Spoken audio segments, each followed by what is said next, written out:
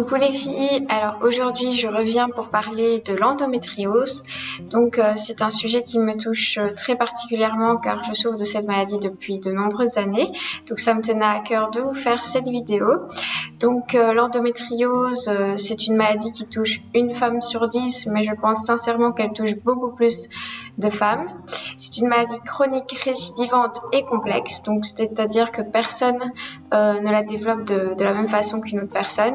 Et enfin, c'est quoi l'endométriose? C'est tout simplement donc l'endomètre, le tissu qui enveloppe l'utérus, qui se développe dans d'autres parties, donc qui se développe en dehors de l'utérus, donc sur les organes génitaux, dans le système digestif, dans le système urinaire, sur le péritoine, etc., etc. Il y a de nombreuses localisations. Ce tissu qui se crée forme donc des adhérences, des lésions et peuvent aussi former des kystes. Donc, les personnes auront différents symptômes en fonction de la localisation et en fonction du type de dégâts en fait que la maladie crée. Et justement, quels sont les symptômes de la maladie? Donc, tout premièrement, ce sont les règles abondantes et douloureuses, mais il y a également des saignements en dehors des règles qui s'appellent du spotting, qui peut également arriver. Après, il y a aussi les dyspareunies, donc les douleurs lors des rapports. Ça peut être superficiel, donc des problèmes de type vestibulite, vulvodynie, mais également profond. Donc, on peut très bien avoir mal, que ce soit à l'entrée du vagin ou vraiment dans le fond du vagin. Il y a également les problèmes urinaires, donc la difficulté à uriner, les envies de miction fréquentes, la perte de sang dans les urines. Et ces symptômes, en fait, sont souvent dus à l'endométriose urétérale, donc autour des uretères. Donc ça veut dire qu'en fait l'endométriose va se mettre autour des canaux qui rejoignent les reins à la vessie et en fait former un syndrome obstructif. Donc l'urine va s'accumuler au-dessus du syndrome obstructif et va entraîner sur le long terme une insuffisance rénale. Donc des problèmes fréquents urinaires également. Il y a également des problèmes digestifs de type constipation ou diarrhée qui ressemblent fortement à la maladie du côlon irritable, maladie de Crohn, etc. Ça, c'est dû à toutes les adhérences autour du côlon, autour du rectum. Et voilà. Enfin, il y a aussi tout ce qui est fatigue chronique, douleurs lombaires, douleurs pelviennes bien évidemment, les douleurs gynéco ça on connaît. Généralement ce sont les ligaments utérosacrés qui sont douloureux et tendus, les douleurs lombaires et enfin les douleurs de type sciatique cruralgie. Donc ça, c'est plutôt les douleurs qui lancent dans la jambe, que ce soit à l'arrière ou à l'avant. Tout simplement, en fait, les nerfs, à force d'être inflammés et abîmés, vont envoyer des messages douloureux au cerveau. L'endométriose digestive peut également donner du sang dans les selles, des ballonnements et des occlusions. Et enfin, comme vous le savez, l'endométriose peut donner des problèmes de fertilité. Donc, pour reprendre un petit peu l'ensemble des symptômes, c'est beaucoup de douleurs, que ce soit gynécologique, lombaire, dans les jambes, lors des rapports sexuels, des problèmes du système urinaire et des problèmes du système digestif et bien évidemment des problèmes de fertilité. Donc la maladie, en fait c'est quoi le traitement? C'est tout simplement prendre la pilule en continu ou bien créer une ménopause artificielle ou bien l'opération. Donc là c'est l'exérèse des lésions, des kystes et des adhérences.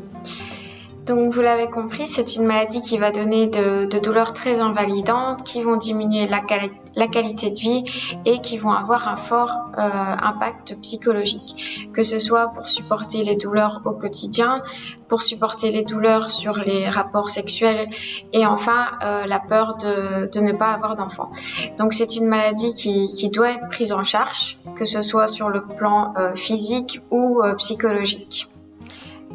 comment améliorer la qualité de vie et diminuer les douleurs au quotidien, je vais vous parler de la place de la kinésithérapie et la thérapie manuelle dans le soulagement de l'endométriose. Donc, tout premièrement, on peut effectuer un travail abdominal et respiratoire. Pourquoi ? Tout simplement pour améliorer le transit, pour favoriser la détente et la gestion de la douleur, tout simplement. On va également travailler sur le périnée, donc c'est-à-dire on va apprendre le relâchement du périnée pour diminuer les douleurs lors des rapports sexuels, les rapports de type dyspareunie, mais on va faire également une rééducation globale s'il y a des incontinences, des problèmes de constipation, etc. C'est important de rééduquer le périnée pour qu'il ait une bonne fonction. On va également travailler sur la douleur en étirant tous les muscles contracturés en fait, que ce soit pour les douleurs de type sciatique, cruralgie, mais également les douleurs de périnée. Donc on va faire des étirements, du stretching. On va apprendre à la patiente des étirements qu'elle peut faire à la maison pour se soulager. Ensuite, on va essayer de rendre de la mobilité aux organes et au bassin en faisant donc du travail viscéral, de la thérapie manuelle. On va essayer de gagner en mobilité des organes, essayer d'éliminer toutes ces adhérences et ces collements entre les organes, redonner de l'espace, redonner de la souplesse, que ce soit au ventre ou au niveau pelvien, pour essayer de diminuer la douleur au quotidien. Et ça aussi, on peut apprendre des techniques aux patientes pour se soulager elles-mêmes. Enfin, on va inciter les patientes à effectuer de l'activité physique, tout simplement parce que ça libère des endorphines, donc c'est du bien-être mental et du bien-être physique. Bien évidemment, il faut adapter ces efforts physiques au niveau des intensités des douleurs, mais surtout, plus vous allez bouger, plus vous allez être mobile et moins les adhérences vont se former. Donc surtout, n'hésitez pas, bougez. Donc ça, c'est un petit peu mon point de vue en tant que kiné. Donc ce qu'on peut faire, travailler sur la respiration, le périnée, les étirements, diminuer les douleurs, etc., etc. Mais bien évidemment, il y a aussi toute la prise en charge, que ce soit psychologique, la détente par hypnose, par sophrologie, le suivi psychologique tout simplement. Il y a également des suivis diète pour la prise de régime anti-inflammatoire. Il y a également tout ce qui est aromathérapie, utilisation des huiles essentielles pour diminuer la douleur, etc., etc., etc. Donc voilà, n'hésitez pas à vous prendre en charge de façon alternative en fait, tout simplement pour essayer de diminuer la consommation de médicaments et essayer de gérer vos douleurs par vous-même, toute seule. Et voilà. Je vous souhaite bon courage si vous êtes atteinte de cette maladie et n'hésitez pas à me poser toutes vos questions en commentaire. Je vous fais de gros bisous et je vous dis à très vite.